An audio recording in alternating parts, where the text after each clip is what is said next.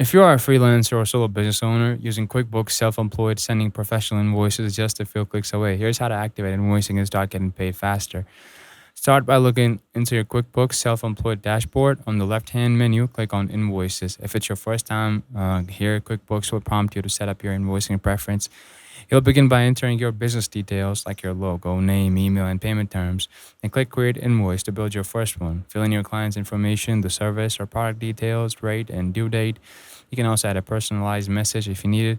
Before you send it, click Preview to make sure everything looks right. Then hit Send. QuickBooks will email the invoice directly to your client.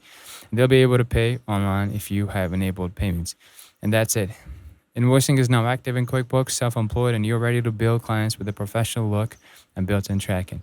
If this helped, give the video a like, subscribe as well. And for freelancer tools, let me know in the comments if you want more help or related to PayPal or Stripe for direct payments or anything else as well.